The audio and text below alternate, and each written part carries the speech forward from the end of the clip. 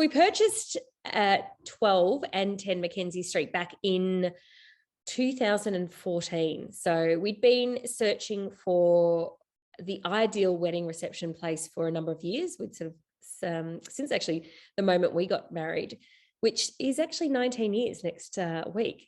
We had decided that we wanted to own and operate and run a wedding reception venue, and it had to have accommodation with it. There were a kind of criteria, and it had to be somewhere between Melbourne and Bendigo, a regional base. But we weren't going any further than Bendigo was our theory. So we looked for the right place to buy. So the resident side, the house had been used for like accommodation and meeting spaces. And the last update that the kitchen had probably happened in maybe the, I would say 60s or 70s. It had a very brown kitchen. And there were lots of sort of showers in cupboards. It was a very bizarre concept, but they'd put lots of showers and cupboards and converted little bits and pieces. But largely the resident side it'd been untouched really for so long and hadn't had a proper kitchen or bathroom renovation at all. So it had sort of makeshift ones done over the years. But exceptionally cold because there was only heating, I think, in one room. So that was a bit challenging. So it was definitely very cold. I remember because we purchased it we settled in October, and I remember coming and having the meetings just before we settled, and I was like, this is quite chilly. Bought it from the registrar of the Anglican Church. She enabled us to kind of come in and meet the builders there and get some quotes and get things moving, which was really super helpful. So actually I was able to get it all through planning because it has an overlay inside and out. But we bought it in March and we settled in October, and I had the planning approval already done by the time we settled. So we were super lucky. Well, when we did this, so the residence we did, we put insulation, so in the carpet. So we put all new carpet throughout, and I put wool carpet, but I also insulated below that, put the higher upgrade, the foam padding. So to ensure, because it's all floorboards throughout underneath. And then brick as well. So the roof I insulated as well and put the thermal bats in the roof.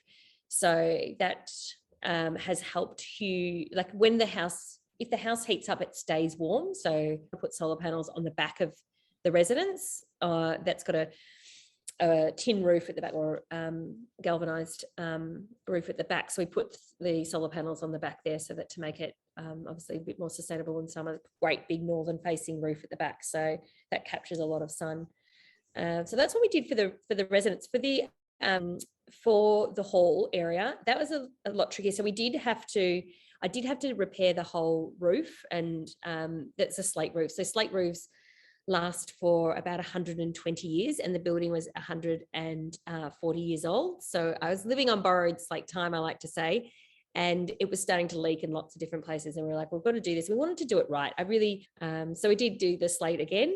But this time what I did was I put an insulation sheet underneath, and then I insulated between the ceiling of the hall is a wooden ceiling. So in between that and the slates and the insulation sheet, I put some pink bats, which certainly helped to keep the heat in and let the hot air out. It's got some good ventilation, old school ventilation concepts, but that were built back in 1877. But it does enable the hot air to escape in summer, and retains the warmth in winter. So yeah, we found it really difficult to find a place that we just really loved, a beautiful old building that enabled us to sort of do our vision as we wanted. So we were kind of like, well, you know what, we could do this down the track. And my husband we both love to entertain, and this will be great. We could just do a wedding venue, not that naivety you have to have, I think, before you embark on such a big project.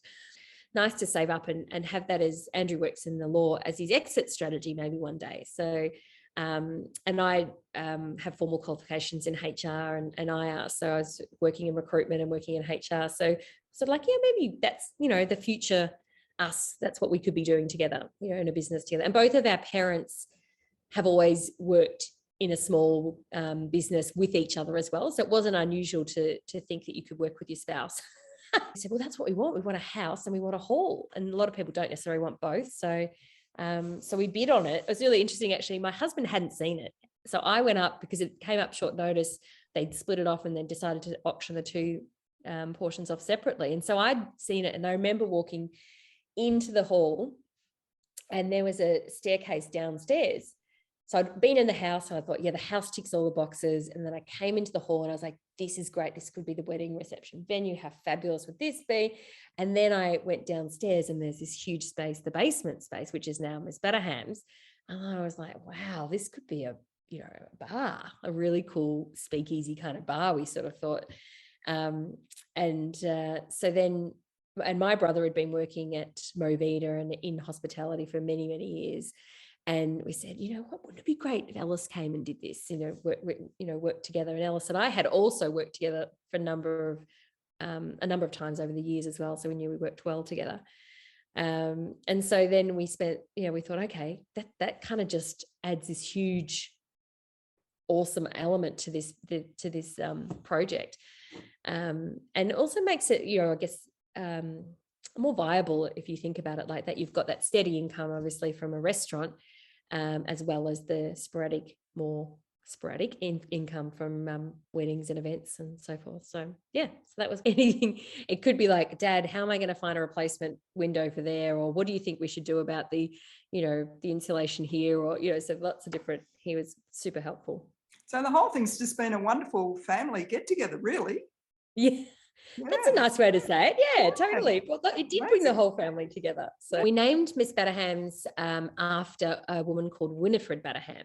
And Winifred Batterham was a music teacher in Bendigo, and she worked at Girton, and a kindergarten teacher. And she taught my mum. My mum went to Miss Batterham's kindergarten, and Mum's a really huge player and very entrepreneurial herself. So she's, and often behind the scenes, and you don't necessarily know that she's been the instigator of all things fabulous. So we really wanted to honour Mum and recognise her history, but also recognise women in Bendigo, because I think that time they weren't necessarily recognised. And Winifred had written the Bendigo Song of the Year back in 1951. She was sort of dedicated to her career. She didn't marry, and I think she was probably quite a ambitious and driven woman, and perhaps someone who maybe have gone unnoticed at the time. So it's kind of like, let's recognise the history of the building, our mother as well, and also women in history. So that's where it came from. And the idea with Miss Batterhams is that it was that kind of that speakeasy kind of feel, like it's a sort of a secret, underground, basement kind of position. And it was nice to have this kind of a bit more luxe feel to it, with and mood lighting and kind of, a place that you can kind of escape and just be amongst beautiful things and enjoy beautiful food and drink. I probably grossly underestimated the amount of time, effort, and money that it would cost to do something like this, but also wanted to, to make, I guess, a mark or contribution to the town, because it's such a beautiful town that we live in. And I'm really proud that I live in Bendigo, and I really would love, I love that the restoration of all, old things, old buildings. I grew up around antiques, and Dad obviously restoring, and Mum as well. I think you just know that that's going to go on in other generations, and the history can continue. And I just think that's so nice. Because it's got an overlay inside and out. Most of the windows are original, but we did the windows that we created, or spaces that we created, we did certainly double glaze. So, and I did replace a few just because of, again, that insulation piece as well, trying to heat something that size, is particularly the hall. I wanted to make sure that the heat stayed in and the cold stayed out, or vice versa, the cold stay in when you're trying to keep it cool. And so it actually heats up and cools the hall itself because of that double glazing that's in a lot of the windows, the newly created windows, and the ones on the northeast side that get the sun. It does stay quite consistent with the temperature. And Ms. Batterhams downstairs, because it's built into the side of the hill and it's sort of in that basement, it's like a cellar. So it does stay pretty much the same temperature. It's probably quite an early example of the cavity wall concept, which is how they build brick houses now to help with insulation, isn't it? So it's actually super well insulated because of that. One of the most challenging elements is trying to find enough furniture to put, and the right amount of right furniture into that house, because the ceilings are actually 4.2 meters high. So actually proportionately, if you look at, and often when you look at the house, you think it looks quite narrow. That's because the height it's actually higher than it is wide, which is unusual. So we went to the Coburg market. We'd go to antique bazaars. We'd go to auction houses, garage sales, anywhere, we could source furniture that was relevant to the period of the home, that wasn't going to cost us a fortune. But hugely recycling. Yeah, exactly. And the goal is to have this beautiful example of, a Gothic revival style house with, again, practical and usable, but also sensitive to the time that it was built. But not Dr. Edward Hinchcliffe, who lived there with his wife, and he was actually instrumental in starting the Bendigo Hospital.